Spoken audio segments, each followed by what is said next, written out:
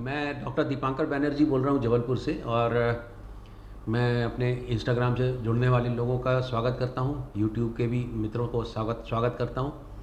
मैं एक गायनिकोलॉजिस्ट हूँ with special interest in reproductive medicine and foetal medicine, मतलब इनफर्टिलिटी मेल एंड फीमेल। और दूसरा जो गर्भस्थ शिशु है, हमारा बेसिकली दो काम हैं जो बहुत इंपॉर्टेंट है, जिनमें मैं काफ़ी एडवांस काम करता हूँ कि ऐसे कपल जिनके बच्चे नहीं हो रहे उनको बच्चा हो, और ऐसे कपल ऐसी महिलाएं जिनके बच्चे हो रहे हैं उनको अच्छा बच्चा हो। मतलब गर्भस्थ शिशु का स्वास्थ्य का ध्यान रख के एक अच्छे बच्चे के पैदा हो, और जिनको प्रेगनेंसी नहीं हो रही है उनका रीज़न ढूंढ के हम काफ़ी advance IVF, ICSI, blastocyst transfer, male infertility का टीसा, टेस्टिस का स्पर्म निकालना, एजोस्पर्मिया को ट्रीट करना, उसमें भी सेल्फ अपने बायोलॉजिकल बच्चा करने का हेल्प करना, ये दोनों चीज़ हम काफ़ी एडवांस वे में करते हैं। हमारा एक वेबसाइट है idealfertility.com, उसमें भी आप जाके पूरे सर्विसेज देख सकते हैं। ये सेंटर जो है ये जबलपुर में है, और जबलपुर मध्य प्रदेश में है। आप आइडियल फर्टिलिटी को गूगल में भी सर्च करके हमारा लोकेशन देख सकते हो। बेसिकली ये जो वीडियो मैं बना रहा हूँ, ये जो मैं मैसेज दे रहा हूँ, ये मेरे पास में बहुत सारे पेशेंट्स, लड़कियाँ आती हैं जिनको पीरियड का डिस्टर्बेंस है, जिनको पीसीओडी बोला गया है, जिनको पॉलीसिस्टिक ओवेरियन सिंड्रोम बोला गया है, जिनको बोल देते हैं कि ओवरी में सिस्ट है। तो उसका ट्रीटमेंट क्या है, होता क्यों है? सबको रेगुलर पीरियड आता है, इस लड़की को रेगुलर पीरियड क्यों नहीं आता? तो रेगुलर पीरियड आता क्यों है? तो ये चीज़ें जो बेसिक्स हैं, यदि आप समझेंगे तो जो महिलाएं, जो लड़कियां जिनका वेट ज़्यादा है, गाल में हेयर है या चेस्ट में हेयर है, एक्नी हो रहा बहुत ज़्यादा, कईयों को डायबिटीज़ होने लगता है, उनका पीरियड रेगुलर नहीं आता है, तो ये जो चीज़ें होती हैं ये कैसे होती है वो थोड़ा मैं बता रहा हूँ। और उनको बताने के साथ में उनका रेमेडी क्या है, क्योंकि मेरे पास में जो ट्रीटमेंट के लिए आते हैं, अधिकतर जो मैरिड कपल्स आते हैं वो डॉक्टर पे डॉक्टर चेंज करते रहते हैं, कहीं पर भी उनको फ़ायदा नहीं होता। अंडे बनाने वाली दवाई लेंगे, फिर उनको बोला जाएगा कि आप ओव्यूलेशन टेस्ट करिए, फिर उनको बोला जाएगा कि आप आईयूआई करिए। तो मेरे पास अधिकतर ऐसे केसेस आते हैं जिनका इनका कोई सॉल्यूशन नहीं हो पाता, तब वो बहुत फ्रस्ट्रेटेड रहते हैं। तो जो पॉलीसिस्टिक ओवेरियन डिजीज़ है वो होता क्यों है? पॉली का मतलब होता है ज़्यादा, सिस्ट का मतलब होता है पानी भरा, कोई भी ऑर्गन में छोटा यदि पानी भरा होगा तो उसको सिस्ट बोलते हैं, पानी मतलब लिक्विड। ओवरी में है तो ओवरियन डिजीज़ है, चूँकि उससे एक बीमारी हो रही है तो उसको ओवेरियन डिजीज़ बोलते हैं, तो उसको पीसीओडी या पीसीओएस सिंड्रोम भी बोलते हैं। नॉर्मली आप देखोगे तो ये बच्चेदानी है, बच्चेदानी के दोनों साइड में दो ओवरीज होती महिलाओं की। इन ओवरीज में हर महीने आप जब ये बच्ची पैदा होती है तब 100,000 के आसपास अंडे फिक्स्ड रहते हैं। फिर बाद में जब ये प्यूबर्टी को अटेंड करती है तो इसमें से अंडे निकलने लगते हैं और एक दिन अंडे ख़त्म हो जाते हैं, उसको मीनोपॉज बोलते हैं। अब ये एक फिक्स्ड कोटा है, उन अंडों के कोटे में से एक अंडा हर महीने निकलने के लिए करीबन 1,000 अंडों की एक रेस होती है। जो इसमें सरवाइव करता है, जो फिटेस्ट होता है वो सरवाइव करता है। मतलब आप देखोगे तो एक अंडा बनते बनते ये बड़ा होता है, मतलब मैं इसको यदि बड़ा करके दिखाऊं तो बहुत सारे अंडों की रेस होगी, उसमें एक अंडा बड़ा होगा। ये जो चीज़ बना रहा हूँ ये ग्राफियन फॉलिकल है, इसके भीतर एग रहता है, तो यही फॉलिकल बड़ा होगा और बड़ा होगा। एक दिन बड़ा होने के बाद में से ये फट जाएगा तो इसमें से जो अंडा है वो बाहर आ जाता है। ये एक नेचुरल प्रक्रिया है। ये अंडा निकल के यहाँ पर आके ट्यूब में रुकता है। यदि मैरिड है और यदि रेगुलर इंटरकोर्स हो रहा है तो हस्बैंड का स्पर्म जाके यहाँ पर उससे मिलता है, यहाँ भ्रूण बनता है। बच्चा बनने का जो शुरुआत होता है वो नलियों में ही होता है। फिर ये नलियाँ, उसमें हरकत होती है, मूवमेंट होता है, करके इधर आके बिठा देती है, बढ़ता और पनपता, तो एक नेचुरल प्रेगनेंसी होती है। तो एक नेचुरल प्रेगनेंसी होने के लिए हर महीने एक अंडा निकलना ज़रूरी है। अब इसमें से जो चीज़ें बाकी नहीं जीती वो ख़त्म हो जाती हैं। यदि ये अंडा फर्टिलाइज नहीं हुआ तो 15 दिन बाद पीरियड आ जाता है। बच्चेदानी अपनी ज़मीन छोड़ देती है, इस आशा में रुकी रहती है कि कोई आके बैठेगा, कोई नहीं बैठता आके भ्रूण तो फेंक देती है। That is called period, menses. इसका मतलब यदि रेगुलर अंडा निकले तो रेगुलर पीरियड आएगा। इसका मतलब जिसको रेगुलर पीरियड आता है, रेट्रोस्पेक्टिवली यदि देखोगे तो उसको अंडा हर महीने निकलता है। पॉलीसिस्टिक ओवरी में क्या होता है, ये जो ओवरी है इसमें जो अंडों की रेस होगी, उस अंडों की रेस में कोई एक विनर ना होके सब विन करने की कोशिश करते हैं। तो जब एक का जीत नहीं होके बहुत सारे जीतने की कोशिश करेंगे तो वो कुछ हद तक दौड़ के सब एक दूसरे को फंसा लेंगे। तो एक लिमिट तक बढ़ने के बाद में ये आगे नहीं बढ़ते। ये हर महीने हो रहा है। तो ये जो ग्राफियन फॉलिकल है, ये एक लिमिट तक बढ़ के, जिसके अंदर फॉलिकुलर फ्लूइड है, लिक्विड है, वो एक सिस्ट नुमा आकार ले लेता है। चूंकि नंबर ज़्यादा रहते हैं तो इसको पॉलीसिस्टिक ओवरी बोलते हैं। बेसिकली ये चीज़ इधर से यहाँ शिफ्ट क्यों हुई, इसका एग्जैक्ट रीज़न तो नहीं मालूम, बट कुछ हद तक ये जेनेटिक भी होता है, माँ से ट्रांसफ़र होता है। कई बार बहनों को रहता है पॉलीसिस्टिक ओवरी। दूसरा, यदि ये लड़की जब बड़ी हो रही है, यदि उसका वेट ज़्यादा है, तो जो वेट ज़्यादा होने के कारण जो फैट ज़्यादा होता है, उस फैट से जो अच्छा वाला हार्मोन होता है ईस्ट्राडियोल, वो खराब हार्मोन और टेस्टोस्टेरोन में चेंज हो जाता है। टेस्टोस्टेरोन मतलब मेल हार्मोन। तो जो खराब हार्मोन के कारण यहाँ इस रेस में बाधा पड़ती है, तो ये ऐसा हो जाता है। जब ये ऐसा इस स्थिति में आता है तो ये खुद हर फॉलिकल, इसमें अंडा है भीतर, इसके आउटर पार्ट से बहुत सारा मेल हार्मोन बनने लगता है जो पुरुषों को बनता है। उसको टेस्टोस्टेरोन बोलते हैं। ये जो टेस्टोस्टेरोन है ये उसके बॉडी में भी जाएगा। तो जब बॉडी में जाएगा तो मेल में जहाँ जहाँ हेयर ग्रोथ होती है, फीमेल में वहाँ वहाँ होने लगेगी। तो बाल असामान्य होने लगेंगे, गाल पे, चेहरे पे, चेस्ट पे, इवन शरीर के बाल भी मोटे होने लगते हैं, थिक होने लगते हैं। इनमें एक चीज़ और देखी गई है कि जो एक इंसुलिन हार्मोन होता है, इंसुलिन हार्मोन क्या करता है, शुगर को कंज्यूम करने के बाद यूज़ करने करके एनर्जी बनाने में हेल्प करता है। मतलब बेसिकली शुगर को यूज़ करने के लिए गेट खोलता है ये इंसुलिन।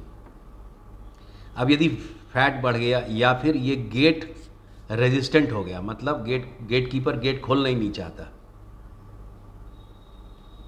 तो ये जो इंसुलिन है बॉडी और बनाएगी ताकि इस गेट को धक्का देके खोलें। जब ये इंसुलिन बढ़ने लगेगा ज़्यादा शरीर में, तो इंसुलिन की एक क्वालिटी ये होती है कि ये ओवरी में भी काम करता है, जाके इस पार्ट पे जहाँ पर मेल हार्मोन बनता है। इसका मतलब जो इंसुलिन का हार्मोन है वो यदि शरीर में बढ़ गया तो भी टेस्टोस्टेरोन बढ़ जाएगा। कुल मिला के ये जो लड़की है, ये जो फीमेल है, ये एक भंवर में फंस गई कि आपका फॉलिकल ठीक नहीं बन रहा, आपका अंडा नहीं निकल रहा, उसके कारण मेल हार्मोन बन रहा है, प्लस यदि वेट ज़्यादा है या फिर इंसुलिन का रेजिस्टेंस है जेनेटिक, तो इंसुलिन का बढ़ने के कारण यहाँ मेल हार्मोन बढ़ रहा है। अब जब मेल हार्मोन बढ़ता है तो वो दाढ़ी मूछें और मेल हार्मोन की कैरेक्टरिस्टिक, मोटापा वैसा। और जो ही मेल हार्मोन एक लिमिट के बाद बढ़ता है तो मेल हार्मोन यहाँ के अंडे को फिर विकसित होने नहीं देता। मतलब ये मेल हार्मोन बना रहा, हार्मोन इसको बनने नहीं दे रहा। मतलब आप एक चक्र में फंस गए। इस चक्र से निकलोगे कैसे? That is treatment. तो चक्र से निकलना कैसे है? मान लीजिए कि आपका ओवरवेट है, तो सबसे पहले तो आप अपना जो वेट को कम करिए। अब वेट कम करना इज़ नॉट ईजी, तो वेट कम करने के लिए आपको डाइटिशियन से मिलना है, जैसे भी करके आपको कार्बोहाइड्रेट घटा के प्रोटीन बढ़ाना है। दूसरा, आपको कैलोरी कट करना है। तीसरा, बहुत इंपॉर्टेंट चीज़ है, एक्सरसाइज करना है। एक्सरसाइज कौन सा करना है? कई लोगों का वेट ज़्यादा है तो एक्सरसाइज करने में दिक्कत होती है। आप बहुत हाई इम्पैक्ट एक्सरसाइज मत करिए। आप यदि केवल सिंपल कार्डियो करते हैं तो उसको करते रहिए, कम से कम दिन में 20 से 30 मिनट और हफ्ते में 5, मिनिमम 5 दिन। अब आप बोलेंगे कि ये करने के बाद मेरा वेट नहीं घट रहा, don't worry, keep on it. इससे एक फ़ायदा ये होता है कि जो इंसुलिन से काम करने के लिए जो गेट है, ये गेट कीपर थोड़ा ढीला पड़ जाता है, तो इंसुलिन यूज़ होने लगती है, तो इंसुलिन का मात्रा कम होने लगती है। जब इंसुलिन की मात्रा कम होगी तो यहाँ से टेस्टोस्टेरोन बनना कम हो जाएगा। जब टेस्टोस्टेरोन बनना कम होगा तो यहाँ पर आपका फॉलिकल का सिलेक्शन इंप्रूव होने की उम्मीद बढ़ जाती है, अंडा अच्छा बनने की उम्मीद बढ़ जाती है। ये एक सिंपल मेथड है इस भंवर से निकलने का। दूसरा, यदि आप ये कर रहे हैं तो साथ में क्या हम कुछ ऐसी दवाई दे सकते हैं जिससे कि ये फॉलिकल सिलेक्शन का मेथड इम्प्रूव हो? तो उसमें 2-3 दवाई होती हैं जिसको क्लोमिफेन साइट्रेट भी बोलते हैं, आजकल हम लोग लेट्रोजोल यूज़ करते हैं। हो सकता है कि इससे अंडा निकले, पर मेरे पास आते आते ये सब करके लोग थक जाते हैं। पर अधिकतर ये चीज़ बहुत कम लोग करते हैं, ये करना चाहिए। अब यदि इससे काम नहीं हो रहा तो नेक्स्ट क्या करें?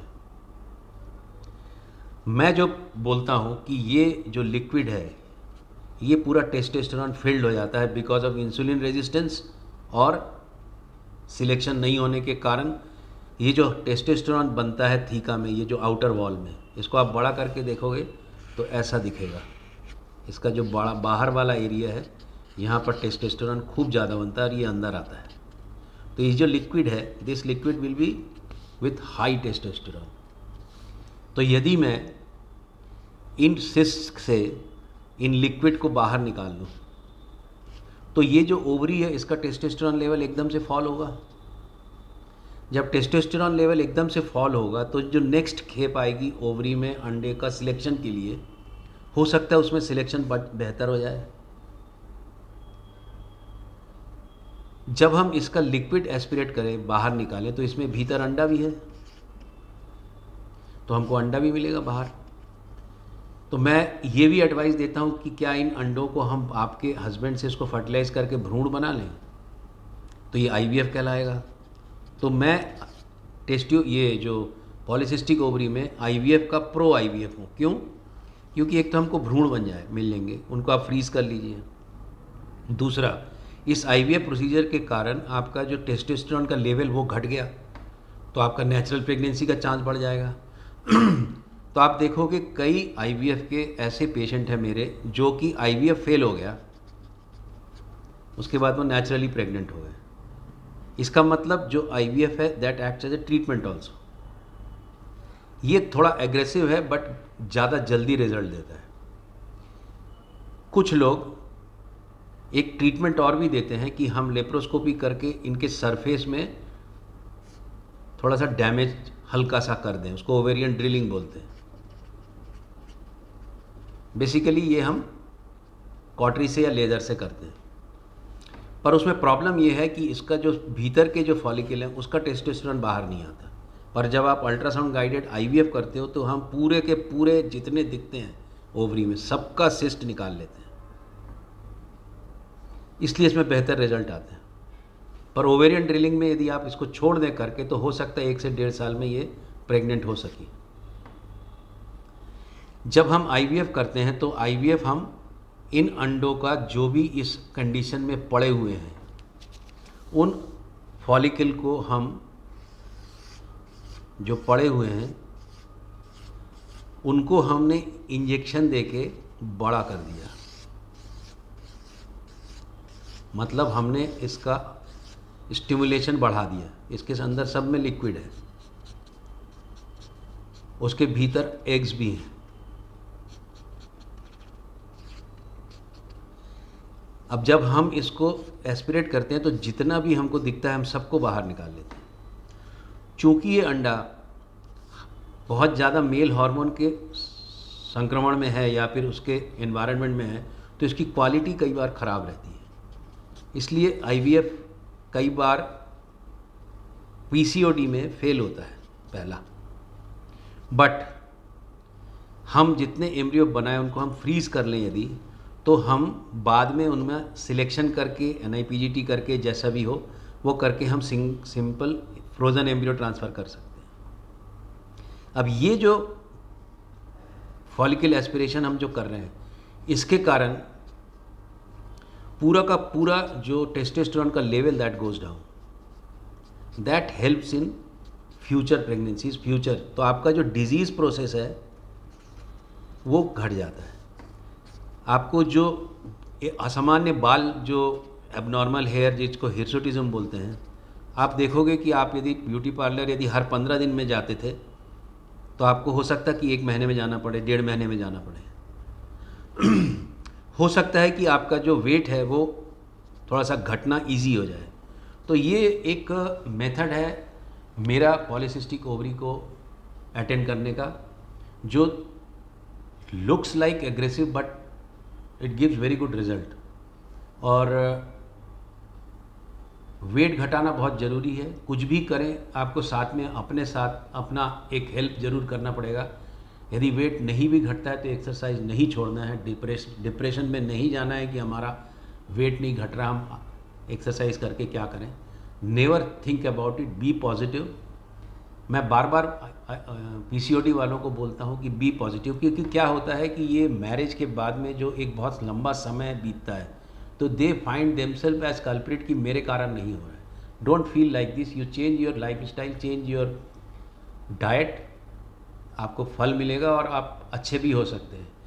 पॉलीसिस्टिक ओवरी एक ऐसी बीमारी है कि अधिकतर ठीक नहीं होती, पर इसमें बच्चे हो जाते हैं और एक बार यदि प्रेगनेंसी हुई तो बहुत सारी चीज़ें ठीक होने लगती हैं।